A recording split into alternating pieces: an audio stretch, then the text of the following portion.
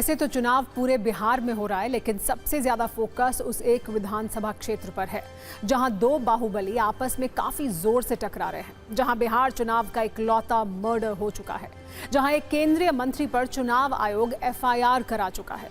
इस विधानसभा क्षेत्र का नाम है मोकामा और यहां टकरा रहे हैं बाहुबली अनंत सिंह और सूरजभान सिंह।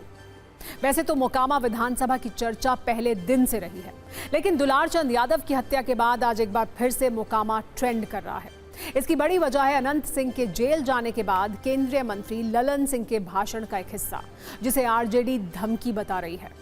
दरअसल ललन सिंह मोकामा में अनंत सिंह के लिए प्रचार कर रहे थे। इस प्रचार का एक वीडियो है जिसमें ललन सिंह को कथित तौर पर यह कहते हुए सुना जा रहा है कि एक आध नेता हैं, वोटिंग के दिन उन्हें घर से निकलने नहीं देना है, घर में पैक कर देना है, अगर ज्यादा हाथ पैर जोड़ेंगे तो अपने साथ ले जाकर वोट गिराने देना है। ललन सिंह के भाषण का यह हिस्सा आरजेडी ने जारी किया है और चुनाव आयोग से उन पर कार्रवाई करने की मांग की गई है। आरजेडी ने कहा है कि गरीबों को वोट देने से रोकने की एक कोशिश है। एक बार सुनिए कि उन्होंने शब्दशः क्या कहा था। एक आगो नेता है तो चुनाव के दिन उनका घर से निकले मत ही हो, उनका घर में पैक कर दी। आप बहुत अगर हाथ जोड़तो तो कही हो कि तू चला हमनी के साथ अपन वोट गिरावा और आके घर में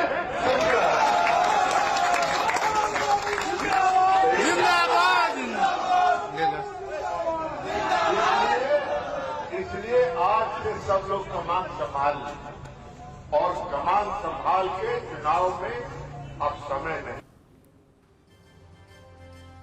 ललन सिंह के इस बयान पर चुनाव आयोग ने थोड़ी सख्ती दिखाई है। उन्हें आदर्श आचार संहिता के उल्लंघन का नोटिस भेजा गया है और जवाब देने के लिए 24 घंटे का समय दिया गया है। साथ ही उन पर एफआईआर भी दर्ज की जा चुकी है। हालांकि ललन सिंह के दल जेडीयू का कहना है कि उनके बयान को तोड़ा गया, तोड़ मरोड़ कर पेश किया गया है। उन्होंने किसी को धमकी नहीं दी है, जबकि आरजेडी कह रही है कि हार के डर से ललन सिंह ऐसे बयान दे रहे हैं।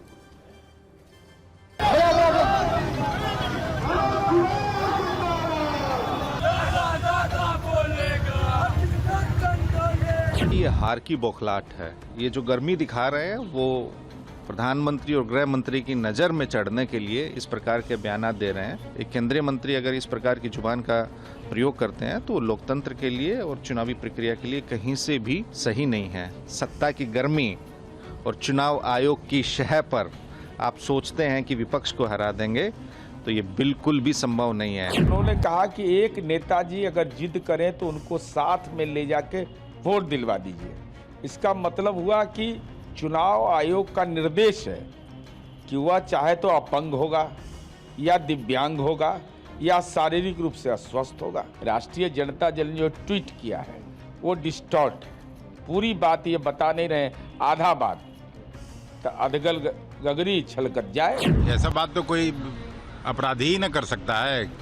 कम से कम जो भारत सरकार में मंत्री हो, जो मुख्यमंत्री हो, जो प्रधानमंत्री हो, उसको भाषा की मर्यादा बनाए रखना चाहिए, नहीं तो इस तरह के पद पर नहीं रखना चाहिए। भाई इलेक्शन कमीशन वही करेगा जो एनडीए की सरकार चाहेगी। ये कोई ललन सिंह जी हैं, क्या बोल रहे हैं सुना आपने कि विपक्ष के कैंडिडेट को चुनाव के दिन बाहर मत निकलने दीजिएगा। सुना अभी एफआईआर हुई। न्यूज मित्रों को यहां पर यह भी जानना चाहिए कि मतदाताओं को धमकाने, प्रभावित करने या फिर उन पर दबाव डालने की कोई भी कोशिश आचार संहिता का उल्लंघन है। ऐसा करने वालों के प्रचार पर प्रतिबंध लगाया जा सकता है या फिर गंभीर मामलों में उम्मीदवारों को अयोग्य घोषित किया जा सकता है।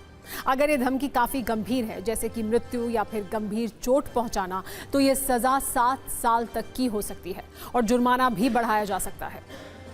इससे पहले मोकामा में ही डिप्टी सीएम सम्राट चौधरी और केंद्रीय मंत्री ललन सिंह पर आचार संहिता का उल्लंघन करने के आरोप में केस दर्ज किया गया था।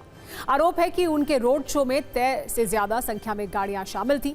इसी को लेकर कार्रवाई की गई है। चुनाव प्रचार के आयोजकों के खिलाफ भी केस दर्ज किया गया है और बिना अनुमति वाली गाड़ियों को भी जब्त किया गया है। कुल मिलाकर यह कहा जा सकता है कि अनंत सिंह भले ही जेल में हैं, लेकिन उनके विधानसभा क्षेत्र मोकामा की चर्चा बंद नहीं हुई है। हालांकि आज यहां प्रचार बंद हो गया है। 6 नवंबर को अब यहां वोटिंग है।